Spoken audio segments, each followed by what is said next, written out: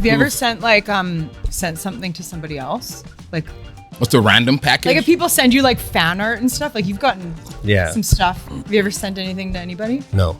Elvis? No. We've Never, sent been in love just with, things to people before, like shirts, hats, and stickers, we've and never made like just for anything. fun. We've sent merch to people that have sent us fan art. Yeah. Yeah. Oh, that's cool. That's pretty cool. You never made fan art for anyone?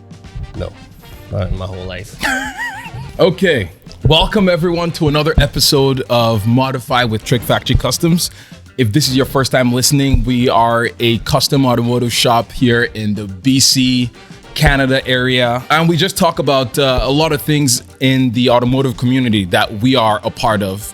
We modify cars, we build cars. And so, so in this video, we're just gonna be talking about SEMA. If you could define SEMA in one sentence, what is SEMA? SEMA is the Specialty Equipment Marketing Association. In our industry, that's like the main trade show of more or less everything that's coming up or coming out in the next year. Awesome. So with that said, we're just going to be talking about all of that. And with SEMA coming up in when we're shooting now. it, like a week or two from when we're shooting it. We just thought it'll be a really cool topic to address because we've had some SEMA cars at SEMA. Yeah. Thank you guys for watching this video. If this is your first time, if you're watching it on YouTube, give it a thumbs up, like it, subscribe to our YouTube channel. If you're listening to this on Spotify or Apple Podcasts or anywhere you get your podcasts from, you can follow us. Or if you're also interested in any of the topics that we're talking about, or you even have suggestions that we could make future episodes, just comment in the comment section below. You can find us on Instagram, TikTok, YouTube, all of that stuff. And we have merch. So if you're interested. Right and left-handed podcast mugs. Yep, I am left-handed, so I got the other one. So you can visit us at trickfactory.com. But with that said, my name is Elvis. Tim. Sarah. And I'm Rob. Awesome. And so before we get started, what have you guys been up to all week? I can't really get into my week, but it's been an adventure. But for me, mostly it's just getting new projects organized, parts orders, and sort of getting those underway. So I haven't spent a lot of time in the shop this week. It's mostly been staring at a computer, so not Some fun. of that's my fault. Not fun. Okay. That's what I've been doing. Sweet. What about you guys? I've been working on a lot of motorcycle seats again, and like I also kind of got back into creating or like using the content that I had filmed and stuff before and actually putting it into some videos and stuff and putting it on our social media for the upholstery shop, because I'll kind of like hoard it a little bit, and I was hoping at some point we could talk about marketing, but today's about SEMA. Yeah. But I hope that we can do that again some other time. But yeah, we'll definitely have a lot of episodes. And just like social media content creation and just looking at that a little bit more. But as far as the shop, I made a motorcycle seat for you. What was that for? It's for a 70s race bike. Nice. Actually a really rare one, so Okay. that'll be on our social media here shortly. We'll post it up. Sweet. Okay, so yeah, that was fun. That was my whole day yesterday. I also had a kind of a crazy week otherwise, but just finishing up some projects and like in the middle of a bunch of things that'll come out shortly. So yeah, you'll see. Awesome. Sewing, patterning, working. What about you, Rob? Well, I was away for a week. Yeah. I was left us here enough just to, in the to hit up the cold Mayan weather. Riviera for a week. So Where were you? I missed out. I went to the Grand Serenas in the Mayan Riviera. Nice. Honeymoon. It was wonderful. Anyways, while I was gone, it sounds like I missed out on a lot of really cool things in the shop. Like I didn't even see the bike that Tim was talking about. Kind of wish I would have saw that. I love motorcycles. But since being back, fully recharged, I'm diving back into the Skylark. I'm all in on that right now. And so we have a lot of really, really crazy product coming for the Skylark project. I'm pretty excited about receiving that because some of it, the decisions that we make aesthetically and functionally is hinging on a bunch of that. So Yeah. I've been keeping him busy. That's going to be a sick project. Like I was looking at you kind of make the floor pans this week and it looks really good. I can't wait to see it. Yeah, and we're just getting started, right? So it's the snowball is just starting to roll down the hill right now, and it's starting to almost develop a life of its own. Like I kind of feel like to me, it's like a project sort of grows and evolves and become its own soul-filled being. It sounds very romantic and fluff, but it's like that for me. And so with every step going this guy's forward, already in love. I know Over the way he's explaining it is like sunshine and rainbows. Yeah. it's a wonderful experience building something from nothing, and the Skylark is that. So there's already more effort into the floor pans than most people have in their entire project. So that kind of sets the tone for the whole project. Yeah, if we're going this far in this part, the rest of it's just going to melt your brain. When are the engine, or when is the engine arriving? I hope to go get it Tuesday. Yeah. So 1,500 horsepowers? 1440. Same thing. 1440 dyno proven. That's insane. 60 horses is a lot of horses. If you lost 60 horses, Imagine that in actual horse if you had a count. ranch and you It's lost what is 60 it? It's Magnuson supercharged, right? Yes. Isn't that what it is? Yes. What's the cubes? 427. 427 cubic inch Cubes. I haven't heard that one before. cubes. Cubes. Yeah. Sounds delicious. Yeah. Yeah. So That's we'll coming. release that when it comes. Nice. Yeah. Once it's Awesome. on site, then we can. Yeah. And it's a beautiful piece of artwork. This has been an ongoing. I think it's taken us 11 months to get this finally here. Yeah. Just the engine. That's mind blowing. That's just how it goes. I mean, this is their latest and greatest supercharged version. Am I right? Like they were developing this product, so I think we're probably one of the very few first people to receive it. So cool. So it was Awesome. pretty exciting. we got to build a pretty badass car to have this live in. So Yeah. that's what we're working on. That's what's been keeping me busy. So With that settled, what is SEMA? We've kind of talked about, but I feel like everybody's definition of SEMA is a little bit different.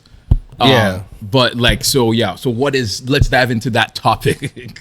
Well, for us, SEMA's changed quite a bit because in the early days, we more or less just went as a spectator. Mm-hmm. And it's so massively overwhelming that it's almost impossible to take it all in. Yeah. Like you're working 8 hours a day just hauling, trying to see everything. But I'd say over the course of the time I've been there almost short of COVID every year for the last 10 years. Wow.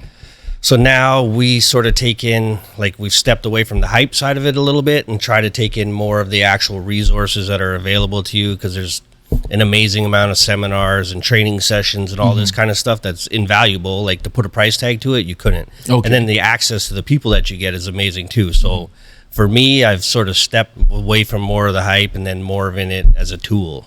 Okay. But in the early days, it was wild. Like it's hard. It's not just the car stuff, like seeing cool cars. There's a lot more. Yeah, there's a lot of resources available to you. It's like if you want to look for them, but it's hard to get. Like the first few times you go, it's hard to get beyond all the craziness because it's pretty wild. Like people get in so deep into these projects that you could spend a whole day just looking at one car. yeah. But Yeah, it's like he was originally saying the word. It's overwhelming.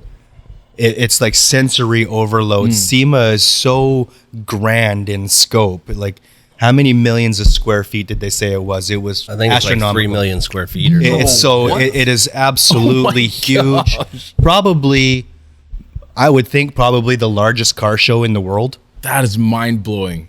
And like it takes a literal week of nonstop walking all day, every day to try and see every single thing that is available for you to see. And as a new business, it's probably one of the most is an incredible resource to go to, even just as a spectator, as a new business owner. You're trying to come up. You go there, you can not only see all the latest and greatest builds from all of your peers that you want to try to emulate or whatever, but then you got all the manufacturers and the distributors and all that, depending on what your business objective is to, you can take all that in. It's seriously overwhelming.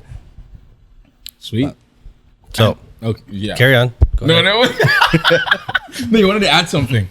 No, not really. I'm sure we'll cover it, but yeah, there's a whole other side to SEMA that's a bunch of craziness too. So Yeah. we can get into that. Okay. And so, like, how many times have you guys been? Because I know you've been to SEMA as well, Sarah. Yeah, I went 2019. Yeah, she had That trial was the by last fire year. Yeah. because I it's think like, we talked about it a little bit on the last one that I was on, but I had started working here like 2 weeks before. Okay. And then we did, oh God, I don't even remember. Was it like 2 cars in 2 weeks? Oh my goodness. three Was it 3 three weeks? cars. Well, 2 cars with full interiors. Yeah. The third car was, I believe it was the Body kit, NSX yeah, had a body with kit on it. the full body kit on Yeah. it. But you're responsible for doing the interior on the Evo. And that year we did the 51 Merc for Killer Paint, Mike LaValle. Yeah. So like that was my like hazing here because it was like I had quit my job, gone on vacation to the Mayan Riviera, came back and started here the next day, and then it was go for like 3 weeks.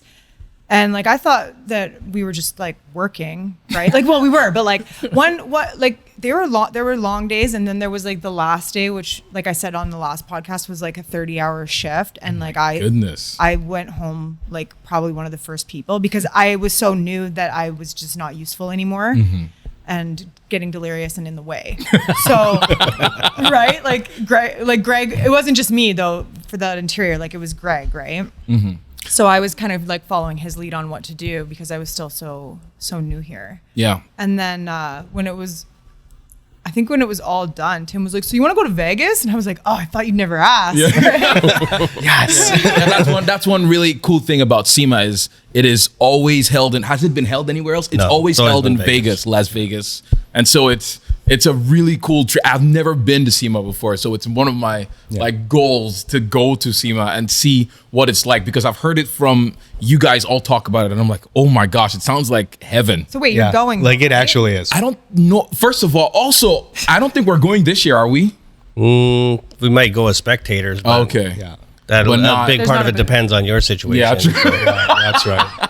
True. So we're not actually going down with a project vehicle. We had This plenty of year. opportunity to do it, but we just didn't want to kill ourselves to pull it off. Yes. Because that's a whole other side of SEMA that we can talk about is there's so much of that, like the SEMA crunch is very real. So from her experience. So what is a SEMA crunch, or what is The SEMA crunch is essentially like when you run out of time and like you got and you've made a massive amount of commitments to different sponsors and you want to make sure that you get there. So at the end, like for us, I think our crunch was like 7 weeks and we were working 16, 18-hour days, 7 days a week. Oh my Just to gosh. get there to fulfill our, requirements to a bunch of different sponsors. Yeah. Plus, you've already made all these plans and you got to get there. So that's where the crunch comes in.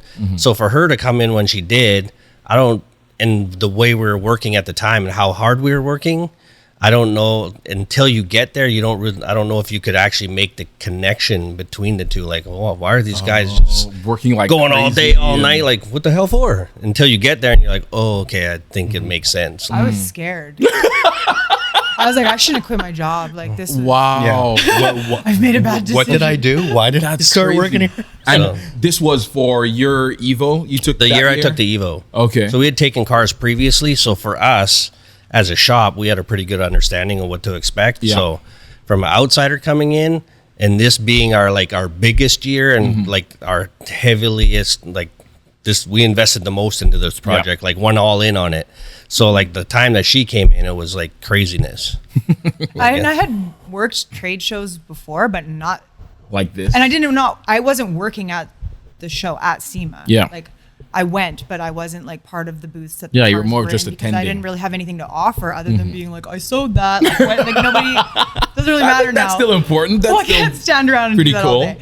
But I, there was a lot for me to learn too, right? Like I was there to learn and like So see what. did you go to like any of the seminars and stuff? Yeah, I did. Okay. Yeah. But you- yeah, like I had worked trade shows before, so I did know what kind of to expect. But the scale was completely different. Yeah. Like the Vancouver Motorcycle Show is like out in Abbotsford at their venue there, and it's like I think it's 50 or 60,000 square feet.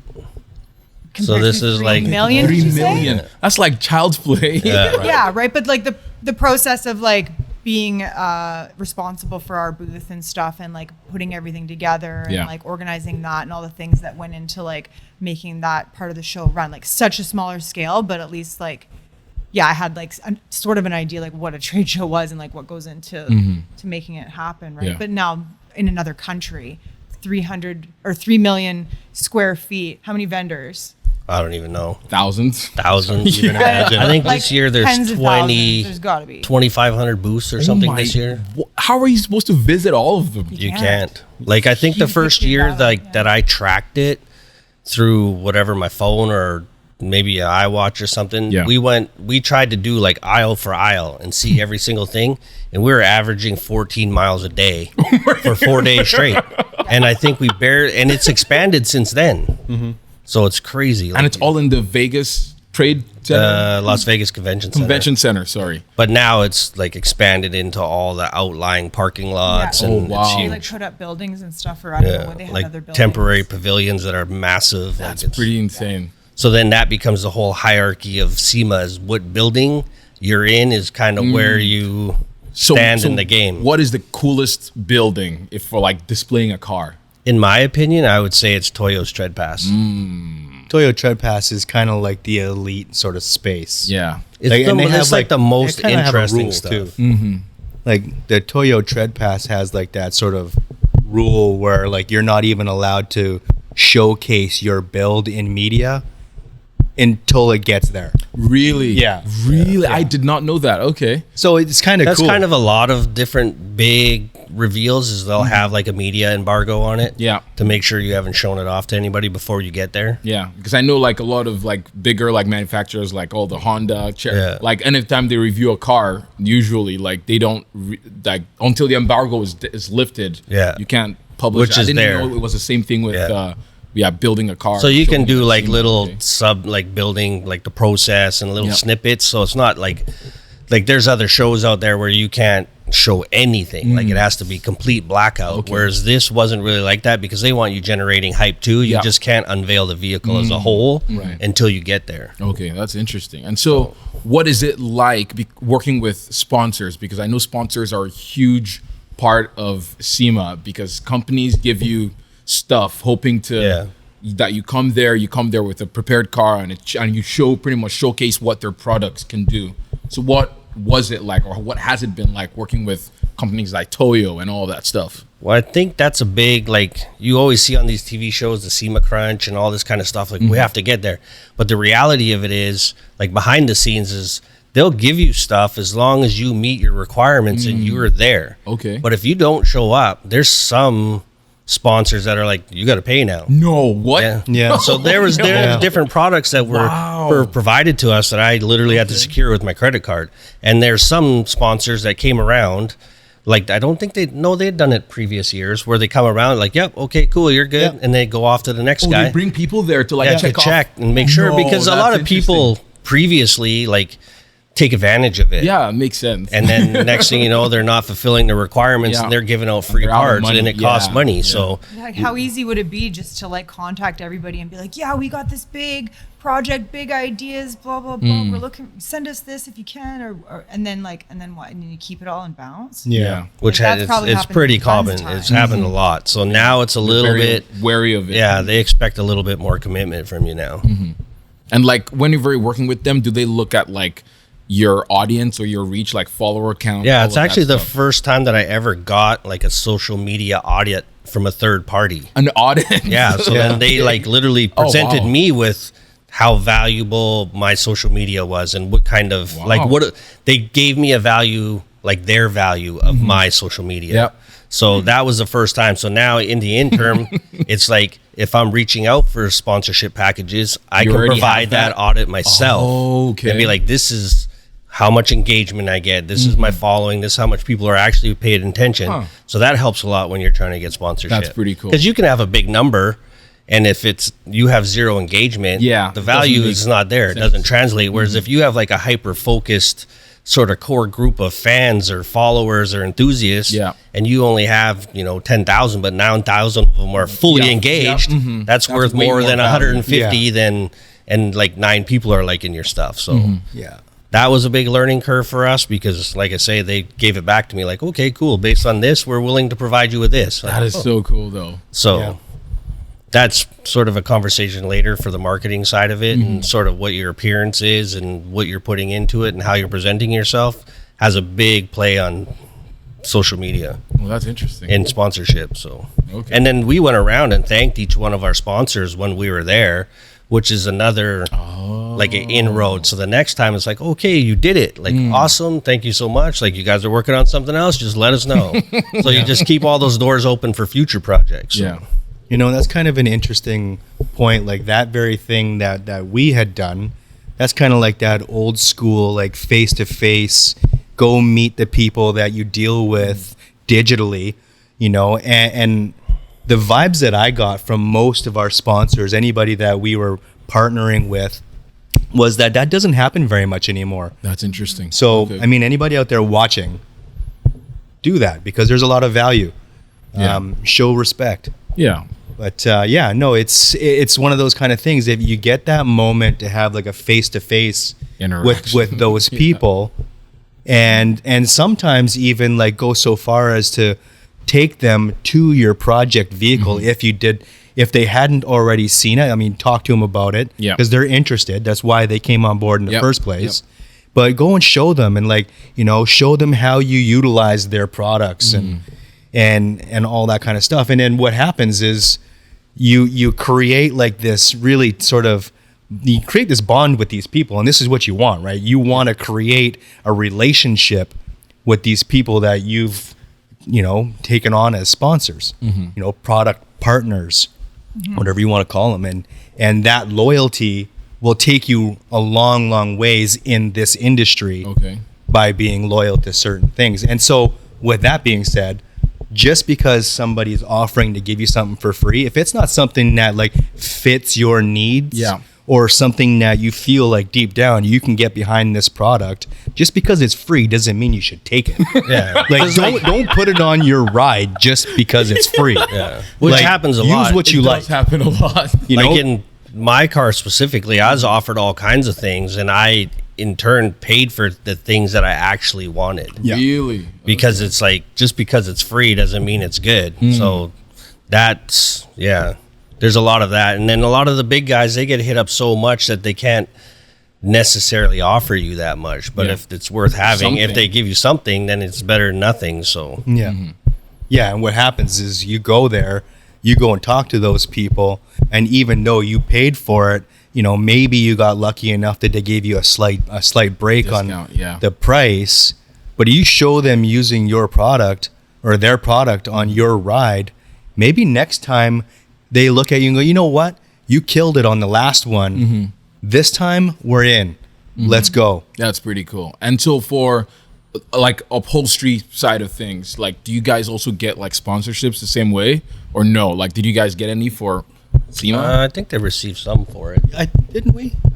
I don't know. Like, at least on rides and stuff like that. I can't remember. Get some for Mike LaValle's car. Oh, okay. Not to answer for you, but you did. There was a sponsor we did work with. Yeah, I wasn't super involved in that at the time, so I don't know. What did we get? I think some leather for LaValle's. That's cool. Okay. Yeah. We won't mention their name. I don't know if they still sponsor us. Oh, okay. I'm joking. I was gonna say it, but I'm okay. Yeah. Sure. So if you watch this podcast and are interested in seeing builds and sponsoring us, reach out to us at TRICKFACTORYCustoms@gmail.com. Yeah. Let's talk. And so still going on the same topic of building or going to SEMA, let's talk about building a SEMA car. With regards to, because there's a lot in SEMA, there's a lot of cars that get shown there. A lot of them come with like people are trying to show off. Maybe they're building a body kit for a particular car, and so they have that. But for something like the Evo, for example, you didn't want to just have a stock body kit and all of that. So how did you guys design it or build it to be a one-off, to make sure no one else there had Well, I don't know. Yeah, most of what SEMA is sort of product placement, whereas my car was more or less just from the beginning of SEMA and early in our career, I just wanted to build a SEMA car. I didn't really know what that meant, so I essentially just built a car for SEMA, and then that's kind of why I ended up in TreadPass, because it wasn't really a platform to promote any specific product. Really? Okay. So that's kind of why it fit in where it did. Whereas now, if I was to build a car and we have sponsors that have come forward, we would build a car essentially showcasing whatever it was that we decided to do. So like in the car that we're doing now, we could go there with 3 or 4 different things and like choose one of those manufacturers of those parts and be like, and put it in their booth. So then it's a showpiece specifically for their product. Whereas the Evo was more or less just for us as a shop to show our abilities, and that just happened to be the venue that we were able to show it in. Okay. So as a SEMA car, it's not a really effective SEMA car because we weren't really promoting any one specific product. Like It's like interesting. a art show. That's kind of what TreadPass is, and that's why I enjoy it so much, is because Stan, the guy who sort of puts that collection of cars together, is trying to find really unique, well-built things for that to promote his products. So that's why that's so cool. Whereas a lot of the other ones become really narrowly focused on a specific product, and they're, but I'd say in the last couple of years, even that's changed. So now it's like really well-built cars that happen to incorporate a specific product. Yeah. But how do they know it's well built, like without seeing? Because a lot of times, like they might not have actually ever worked with you before, and how do they know that okay, we're gonna get a well built car in the Toyota TreadPass? I think they do their homework pretty well. Like they don't just hand it out to anybody. Like they sort of search you out. And for us, it's because we had previously been with other cars, so you sort of gain a reputation of meeting your requirements and showing up with your stuff and all those kind of things. So each time it gets progressively easier and easier and easier. So like the first time we were out by the back door. Like we were just happy to be there. Yeah. So then next year you get a little bit closer and better, and then away you go. So it gets easier, but it's not an overnight kind of thing. Like if you think, and then there's a lot of stuff that'll just end up outside that's not great. The other side of the SEMA, there's a dark side to SEMA where it's just hype sort of junk that they're just trying to get there, and it's like it doesn't work, it looks like hell, it's missing parts, it's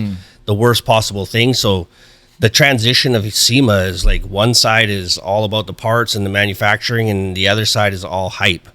So like the SEMA car, to some people, like to me now, it's almost like a dirty word because some of it's just terrible. Yeah, I feel like even though I've never been to SEMA before, you always hear, you're like, oh shoot, this is a typical SEMA build. Even the Supra that we're working on now. Yeah, I mean, it was an old SEMA car. Got a lot of demons in it. It has, And so Sarah, because you don't do fabrication, all that stuff, but being at SEMA and seeing all of those builds, do you just look at it from the outskirts and like, oh, like 10 feet away? Do you like go into as much detail as like Tim and Rob, because they're like, oh shoot, this body gap is terrible? No, I would never know the difference. I would never know, right? Like not about that stuff, because that's just not what I'm interested in or what I do for work, right? But like I'm looking at upholstery, I'm looking at interiors, I'm looking at how they're sewing it and how they're putting it together. And like I spent a lot of time like looking at suppliers and stuff for the things that I want to buy. There's tons of leather suppliers there, and I mean the range is pretty vast, right? It's like people selling cheap, ugly stuff, and people selling like really high quality, really expensive hides, and all different kinds of stuff. So I wouldn't know much about any of that. But it's the exact same for us. Like we're looking for new products to use, different levels, different qualities, and that's what SEMA is actually supposed to be about. But then over the, it's this other side, which is like the, I don't know what you would call it, like almost a spectator side, where the focus is just on the cars, the latest, greatest, wildest stuff. But for us as a business, we spend more time on the other side. So like Rob, do you have any like examples of any sketchy things that you've seen at SEMA so far? Or just give your like top five. That's a pretty deep topic, Elvis. There's a few. I think we should save that one for a podcast on its own. We'll just rip into a bunch of things. Yeah, I want to know. But No, I'm not gonna say, but our main focus in like the Evo and pretty much everything that we've ever built, the core focus is on how well you can execute it rather than just display it.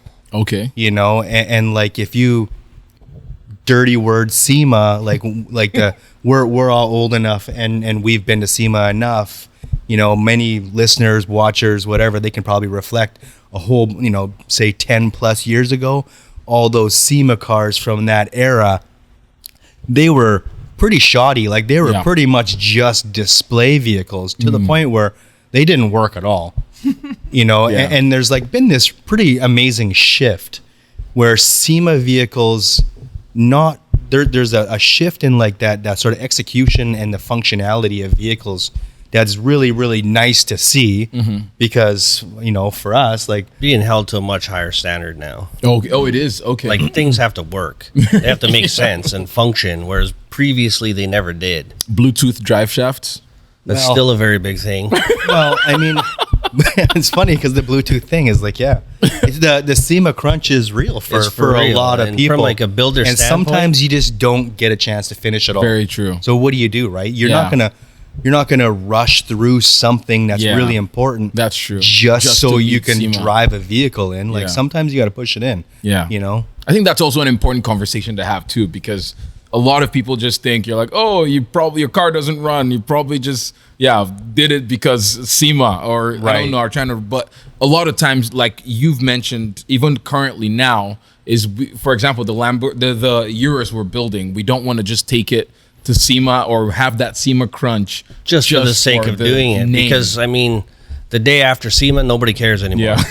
Yeah. So it's like to kill yourself to try to get it there and then maybe potentially cut corners or have to come back and take some things apart to address certain things. Is just, as a business, it doesn't make sense. Yeah. And now that I've fulfilled all those needs to participate in different things, as making the smarter business decision is to hold it off and maybe use a different venue to try to show it. That's good. Or push it till next year, because it's like, I understand, like there's a lot of really shoddy shit at SEMA, like just absolutely terrible. That is unexcusable. Yeah. Should have just never went out the door for that. But then there's other things where it's little things, like even myself, I'm guilty of it. When I took my car, like we were right down to the last minute where transport's waiting, and I didn't put I didn't put clamps on my intake tubes. And I got roasted for it.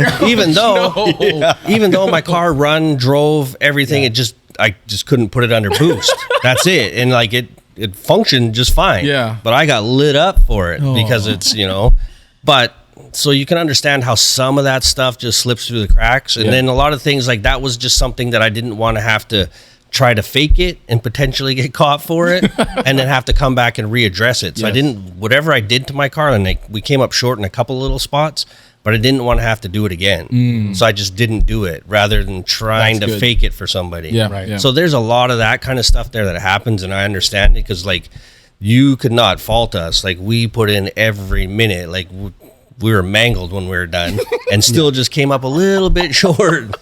Like if we had one more day, everything would have been perfect, but we just didn't have it. So some stuff is forgivable, but there is some real bad stuff there, like really bad stuff. Okay. That I just can't get behind. Like, and I feel like we need to roast these people in a future podcast. Yeah, that's definitely a different episode. I mean, you have like legitimate businesses trying to showcase their workmanship or products and things, putting their right foot forward, and here's what we've presented. This is the best version of this that we can bring. Yes. And then you got, and then like you said, don't cut any corners, don't do anything that you have to go backwards on.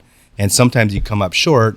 But if you're like let's just say, if you're a DIY sort of content creator, and that's your sole business, your business model is literally Creating just to create content, and you're building cars just to show them at SEMA, and your whole content creation, the core of it is the SEMA crunch, and let's see how quickly we can jam this thing together and show it at the show. Like, man, I can't get behind that. That literally is like destroying what this represents. I think to all the people watching, because like we got to deal with it often.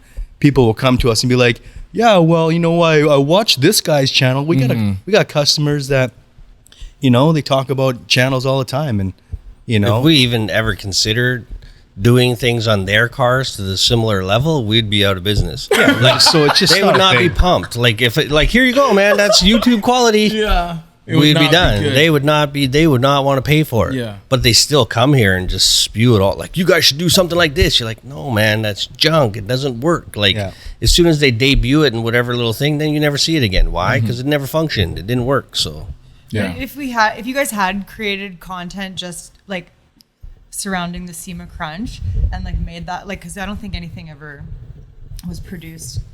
No, not of the action. Yeah, like a show. But if you had just the funny. last 3 days of the shop and like the amount of like Red Bull energy drink. Oh yeah. Pizza container boxes. People just like completely defeated, like holding their head. That would actually then, be real funny. Like, okay, pull it together. Here we go again, right? Like, and like people sleeping on the floor, like I don't know. Yeah, it's wild. Or like people getting so mad, or like then being like so happy, and like and just like there's a lot of highs and lows. Roller coaster of emotion. Yeah, it's a roller coaster ride. Yeah. Like the SEMA crunch and what that represents, and it's like a massive character developing tool. I don't recommend everybody do it all the time. Still talking, but like it will show once in a while your weaknesses and your strengths right away. Like we had a guy working for us. Doesn't work for us anymore. He was a younger fella, and he's kind of like just kind of do for the most part. But in like the wee hours on like hour 30, this guy just came to life and just we're like, oh my goodness, that's like amazing. Where did you come from? Like you just solved like what seemed to us like the most devastating problem that existed, and it was just like this, character building. That was awesome. So I think everybody should do it at least once. But not as like your only form of content creation. No, that would be terrible. See, me and Rob do it have for been the there right. many times before from other events, but so they didn't really understand it, but we did. And it's like, prepare yourselves because this is about to go down. It's gonna be a rough ride. And luckily, in this particular situation, we were just busting to make transport. In our previous versions of doing it, it's like we were busting to get it into trailer to drive 50 hours to get it where it needed to be on no sleep. So it's like, you think back of how crazy and dangerous all that was. It's wild. I guess surviving on no sleep, just driving straight. And like taking It's turns. not recommended. Yeah. It's probably illegal. But we did it. We did it, didn't we? You take like the entire like culmination of times. a year and jam it in the trailer, all your money, all your efforts, all your everything, and then you're driving on no sleep. It's like the idea of it now is so wild. Like it could have ended so badly, but and the idea that there's people from all over North America doing that same thing at the same time and driving with no sleep to Las Vegas. all funneling into the same place. Doesn't sound like a safe highway. Yeah. Just imagine a bunch of sleep-deprived people in behind the wheel of their semi-truck coming into Vegas, like zombies. Rear-ending each other with their like beautiful masterpiece. so now you see like a lot of these like the higher end guys that have learned, probably much like us, because if we continue to create these things for SEMA next year, they're going to be done in advance. That's exactly and then what I we're was going going to to talk fly to you in about. and we're going to, because you see some of these guys, you're like, man, that guy looks so fresh. He's all happy, Like shaking coming hands. in, fucking shaking hands, high-fiving. So you're saying the key is to try to get it done for this year, but if it doesn't happen, just It's next year. next year. Yeah. Like we don't need to get in a hurry. Like it's because there's a lot to do, and I'll bet you we'll still, there'll still be stuff to do by the time we get it there. Like for next year, because a year is almost nothing. It goes by so quickly, like so quickly. Like it's not really the same thing, but when I mean, it's sort of similar. When I was graduating from fashion school, my final project, I dropped out 6 weeks before graduation. No, Because I wasn't proud of my final project. What? You dropped out? Yeah, I dropped out, and I did not. I was just devastated. I was like, this isn't what it was supposed to be, and it didn't come together right. And I dropped out, and I took a break for a few months, and then I went back and I redid my final semester and graduated properly with a proper final project that I was proud of. So you were just stressed? Yeah, I was burnt out. That's crazy. Yeah, I was really burnt out, and Yeah, and I'm glad that I did it that way. That was the right thing to do. Yeah. Like I could have just kept going and got my, my diploma, and moved on. Maybe that, I don't know. Maybe that's what I should have done, right? You're having regrets now. I don't know. I still have all that stuff. None of it fits me. It's all like size 0, but yeah. That's awesome. But it was the right thing to do, to wait. So. Yeah, I'd say you made the right choice. It Yeah. sounds right. No compromise, right? Yeah. Awesome. And I think we've already covered, because I've always asked them, like, why does a SEMA crunch even exist? Like, why can't people just... No matter do it what, you do before. your best efforts, but like even more so now, like I can't even quote people on how long things are going to take. Oh, that's true. Because any one thing, like even at the time that I did my car, we were just talking about it yesterday. It was like everything was available. All I had to do was send money, and I had it in 5 days. That's not today's reality. Like you can have all the money in the world, you're still not getting it for maybe they'll tell you 3, and it's going to end up 5. Yeah. So it's like now I don't even think you could commit to something like that. Like maybe if you gathered everything at one time, then you could do it, but good luck. Like I just don't even see. So that's why, like we were talking earlier today before we did this podcast, before this would just be like right now on social media, it would just be nonstop with SEMA crunch projects and stuff. But I think a lot of people have just admitted defeat, and it's like, Yeah. well, there's nothing We I can't can make do. it this year. I'm going to kill myself, Parts. but if I don't have a motor, then you know what I mean? So it's like, I still don't think it's fully recovered from COVID. No. And that's why we're not seeing the crazy SEMA crunches that we were before. And everything now is kind of, I wouldn't say, I'm sure there's some crazy stuff to come out from some of these bigger guys that started way before and have more resources and opportunity to get stuff. But for the most part, I think the mid-level stuff is just not happening like it was. Oh, okay. You've done a lot of everyone has done a bunch of seminars. Yeah. And so what are those like? At SEMA, it's pretty crazy. Okay. Because like we mentioned in the early part of it is like now we take part more in the resource side of it, and you'll go to a seminar with like a panel of 6 of the biggest names in the industry. So cool. So there's just no way that you could ever do that anywhere else. Like you would never have opportunity like that. And at SEMA, it's free. It's like all you got to do is show up. Oh wait, you don't have Yep. to pay like No, anything. it's No, part you of the just whole thing. register to it and you just go. What? I did. Oh my gosh. So, that's like, Get cool. there early so you get a seat. Top tip. So the other, like, and I mean, they'll have stuff on the media and marketing side, like in your That's area. so cool. They'll have stuff specific to me, to her, like, and then Yep. just on how to run a business in general. Yep. And then even a lot of times, like I've sat in on like builders panels, just hearing their come up stories and how they parallel my own. And you're like, oh, okay, we're headed on the right track. Yeah. We're checking boxes. We're doing dude. the right things, like, because yeah. like you go in there thinking you're doing everything wrong, like, oh man, how do I get over here? And then you'll have like your hero tell you, like, man, I went through this and this and this. Wow. You're like, okay, so it gives you a little bit of a boost, and you're like, okay, we're on the right track. We just got to stick to it. So it's Yeah. pretty cool, but like you would never get that anywhere else. Do you also see like a lot of really cool like people that you've looked up to at these seminars on your end, Sarah? I hadn't, because I didn't know anybody. Oh, okay. Right? Like my experience was so limited. Yeah. And so I didn't know who anybody was, and I didn't know anything, right? So I did go to some seminars, but they didn't really have a lot about, they had one about upholstery, and it was so much different from like the kinds of things that we were doing. So that was really interesting. And even one of the seminars like focused a lot on like automotive illustration. Oh, that's something you don't hear much. Yeah. And I missed that one. I should have went. Yeah, I know. yeah, right? Yeah, because you started playing with a lot of like illustration and drawing and Photoshop. It's become a very essential tool Yeah. in our shop. It's a handy thing to do. But When I anyways, first Well, started, that's interesting that you say it's in like something that you're interested in, that you're exploring, because I was like, who does this? right? Yeah. I was like, this is such a Yeah. waste. Yeah. Like, not really. I'm like, I could see how if you had like a giant project, but for me at the time, I was like, this isn't going to be Beneficial to you. And like I've taken a lot of illustration classes specific to fashion design.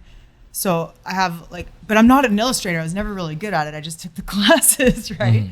So yeah, I couldn't imagine like how much time and effort went into these renderings, and then charging your customer for them.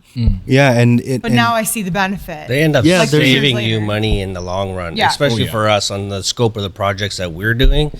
It helps the customer understand exactly, and then everybody in the shop is on the same page too. Yeah. So it helps a lot. Yeah, when you get into these projects, I mean, all the way from like upholstery right down into the bare bones skeleton build of the whatever the vehicle it is, having like everybody on the same page through an illustration is an incredibly valuable tool. Yeah. So I'm if you pumping out have, high quality renders for her all the time. well, I have some napkins. you guys save them. No, You guys should Oh my save these God. I things. blow my nose on them. What?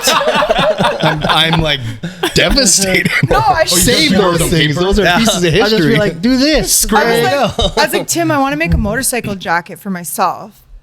And he's like, I got this idea. And he drew it for me. And I was like, I don't even know what that is. He's like, let me draw it again. And I'm like, Nobody knows. I still don't even know what the perspective is. Like, Tim's what not the did you best I can't draw. illustrator. He's like, it's simple. Like, obviously, you're looking at it. And I'm like, if I turn my head and blur one eye. Yeah. Like, That's look why I from get 20 Rob to feet, drive it. You Yeah. can see. That's why it Tim works and out I so good. usually work together and eventually, I was to like, make something come together. eventually, I was like, oh, okay, I get it. Yeah. Yeah. Will you go away now? Still don't get it. And so Yeah. before we end, That's a great just tool. favorite part of SEMA. Let's each person say their favorite part. I can't say because I've never been to SEMA, but what's your favorite part about SEMA? I'd say probably taking in all the crazy ideas that people have, because a lot of stuff there is like there's a lot of amazing ideas that may not be executed very well, but you can take a lot from it. Yes. Even the way people are doing things. So for me, it's like looking for all those little cool ideas that I can maybe incorporate into things down the road. That's so cool. So that's for me. What about you, Sarah? For sure. Yeah, it was like he said in the beginning, like very overwhelming, especially for me, especially like being in a whole world that I know very little about. So just being immersed in that for a few days, like we were there 7 days. How long is the? 4 days, I think. So 4 days at SEMA. I think I made it maybe 2.25. And then I was like, I can't do this. You were just anymore. tired. I can't walk around anymore. There's so many people. Oh my gosh. Like it's And I was pretty much on my own because these guys were all busy. And, you know, I was there to learn and to take things in and to make notes and take photos and see things and get inspiration and ideas and products and suppliers and blah, blah, blah. But after a few days, after probably 4 days of being there, I was like, hey, Tim, I think I'm going to leave town. He's like, what? I was like, I'm going to go rent a motorcycle and I'll be back like maybe tomorrow. He was just like, good, go. Yeah. Tim's getting tired of entertaining everybody too, kind of, right? it's Like for our group, right? Like we had how many people? 7 I think or 8 there's people with 7 or 8 us? people. Well, that year too, you were so busy. You had a lot of interviews, Yeah. so just a Yeah. lot of things going on. And it's With all the like- Evo that year was just huge. It's like, hey Tim, where are we going for dinner? Hey Tim, what's going on tonight? Right? Tim's like, I'm getting a pizza. I'm going to bed. Like, leave me alone. I was like, It's I'm a gonna lot. leave then. Do your own thing. And yeah. And afterwards, he was like, I'm so glad you did that. I was like, yeah, me too. Well, normally you have opportunity to go explore on your own, but I was pretty much anchored to my car the entire time. So I was putting in from like the entire time. Like I couldn't even step away to go take it easy. That's so I'm crazy. doing 12, 14 hours with no food, just sitting there drinking coffees and waters. So and what's that like? Like all the interviews, are they usually scheduled or random people just come up and talk to you about it and all that stuff? it's like a mix of that. Okay. So there was like a lot of people that were like content creators that would just hit you in the moment, and then other people like, okay, well, we'll meet you here at 3:00 and we'll do a proper stand-up interview. So it was a mix of that. But once somebody saw you there and it's like, oh, you own this car? Everyone Then there was just like there's a lineup of people just waiting to That's talk so to you. funny. So, and for me, being the way I am, is like I might as well have been digging a ditch, like it's because it was so much. Like by the end of the day, I'm just completely mangled, You like had your exhausted. social Yeah, interaction like- for a whole year. Yeah. Yeah, I came back. I didn't want to talk to anybody for 4 months because I had so much. Like it's And so, like, did you guys take turns in it, in like interviews and stuff, or was it just primarily? No, Tim handled it Tim? that year. Okay. yeah, That it's was- a that weird was a thing, him which thing. isn't really fair as far as the shop. So we try to include everybody as much as you can, but regardless of how everybody participated, they always seem to narrow it to the one person. So it's okay. like you try to reiterate, like, hey, this isn't just me, this is everybody. But once you But started, they don't. everyone Yeah. So you end up just being the one guy, like and it's easier for them, and it's you're representing your shop, so then you're the guy now. Yep. Tim's always kind of been the face of our company. Speaks well to these, to everybody, and kind of just handles that well. So, Yeah. Which is weird because I don't like anybody. he's not the most social, but he does it well. Yeah. And Rob is just so nice. Like, Yeah, very true. I don't know. I don't know how we ended up like this, but And when you guys were talking to people that came up to you guys, did you see any of your heroes? yeah. So like a big one was Larry Chen. Okay. We got an opportunity to go shoot with him. That's And I interviewed with him for Autofocus. So that was pretty. actually how I saw you guys. Yeah. Is that The right? first time, years ago. yeah. I was like, because when I applied for the job, I Googled, I was like, Trick Factory Customs. I was like, I Googled it and I saw the Evo.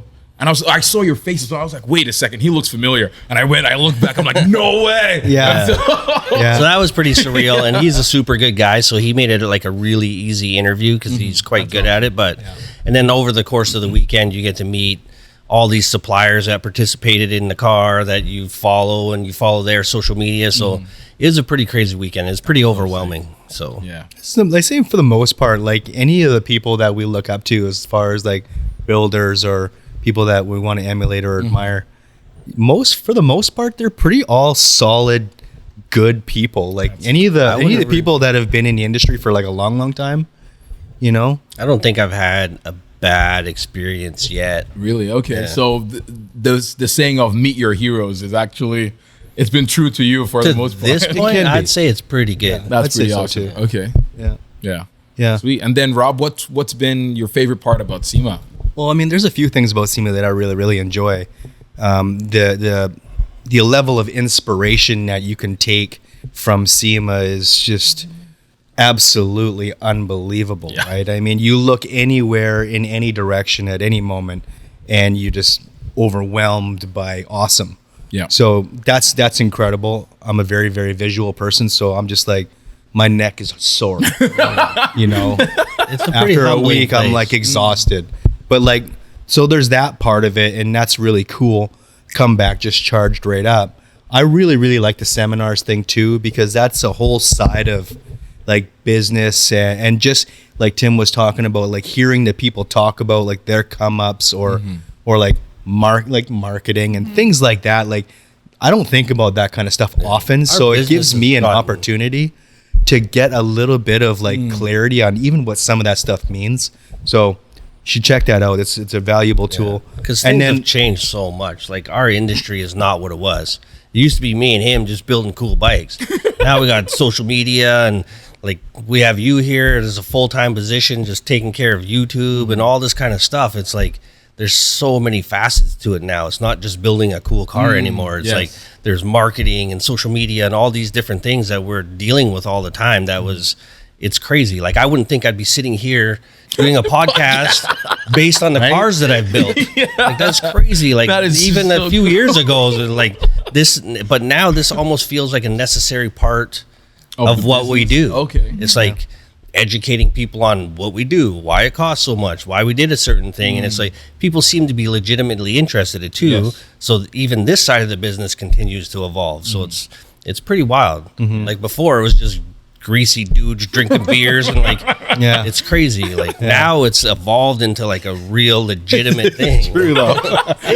No, it's so true. You see this guy's lunch the other day? I forgot to post about it. What was it? Oh, man. Pineapple fried rice. Yeah. It But was in a glorious. pineapple. In a In a pineapple. pineapple. Yeah, like I cut out So the like, flesh we were and- talking about how it's supposed to be just beers and bros and burgers, and it's like, this guy's got pineapple fried rice and a pineapple. This guy has some super healthy thing, and it's like I'm lunch. thinking like liquid greens. Yeah, like, it's like, And then with the creme brulee the other day. it's not what it used to No. be. Things have changed a lot. Like, It's nice to eat well, Yeah. though. Yeah. Oh yeah. Yeah, we know what's important now. Yeah. I think the third thing about SEMA that I truly enjoy, and this kind of like anybody out there watching, if they're not in the industry and allowed to even go to SEMA, Friday night, the SEMA Ignited, that experience is open to public. What is obviously SEMA you gotta Ignited? you gotta pay. So what it is in my very sort of general understanding, is like all the cars from SEMA, anybody who wants to participate, they drive these cars through like a stretch of road with grandstands and this whole thing. It's like a parade of SEMA vehicles. Yeah. Then they go over to this other parking lot where they do the SEMA Ignited nighttime event. It's Friday night, and it's a public thing. That's so fun. You go there, you crush some beers, eat some greasy food, watch some cars ripping donuts, and high five your idols if you want to.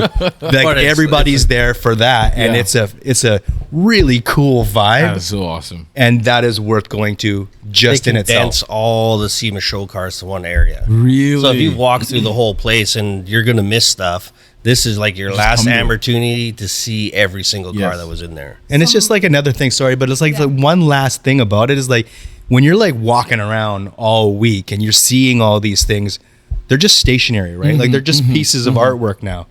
But like all of a sudden now you hear it fire up and you're just like, oh, what is that? What? And then you're like, oh, that's what 1500 horsepower sounds like. Yeah. That's and then they go and do their thing, and then they lighten tires up, and it's friggin' surreal. Sarah, you wanted to add? I was gonna say another thing that was cool was like there was a Hoonigans like stunt show. Oh yeah, I forgot about that. of Was really cool. I really like that. That was pretty cool to see. Yeah. They go big. I was gonna say about that Friday night thing. My brother-in-law is going to it with his son. Nice. So they want to go, and I was talking to him at Thanksgiving, and he says, "Oh, can you get me tickets for SEMA?"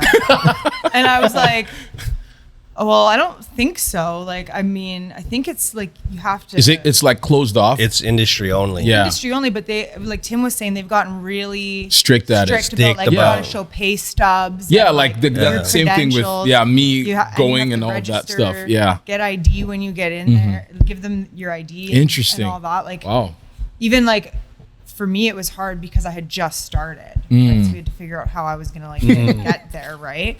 But yeah. Yeah, I wonder why they don't open it up to the public. It'd be insane. It's I just guess the amount of people. It's too big. Yeah, man. that's true. And the exclusivity sort of legitimizes the whole reason for doing SEMA. Like you're talking like builders and people that use products being shown by manufacturers and dealers of those products. So if you just overwhelm that with like general public, good luck as a business person ever getting a chance to talk to the people that you truly need to talk to. Because you're talking to like vice presidents and CEOs of these like actual it's companies. real. Like you get opportunity to talk to the guy that made the product. Like there's no other venue that you're going to get to do that. So I think the reason they keep it like industry based is so that you do have opportunity like that. So that's so valuable. Yeah. Plus you get to meet the people that you're supporting. Yes. Like if me, I'd be the guy that'd be like, man, that guy's an asshole. I'm not buying his stuff. Yeah. I mean, it could go that way, right? I got other opportunity. I'm gonna buy his stuff instead of, so it helps you build relationships with people. Yeah. Awesome. With that said, anything else you want to add before we call this a close? Yeah, I mean, I love to go again, like knowing what I know now. Because like I've said throughout this whole podcast, like I was so green, I didn't even know what I was looking at. It was so overwhelming and stuff. That was 3 years minus a month ago. So going there, it'll be a fresh new perspective on life. So, I don't know if I'll make it this year, but it would be definitely different to go again now knowing what I know. Yeah. So that's pretty sick. That's about it for me. Awesome. Yeah, as a first time, SEMA attendant, it must have been so overwhelming. I'm so and like now you have a better understanding of what that industry that you're actually involved in represents, and you're looking at things with a whole different perspective now with your experience. So you guys missed the early SEMA. I know. I'm like the early days of SEMA was even crazier because now so many of these people are in an industry have become celebrities in their own right.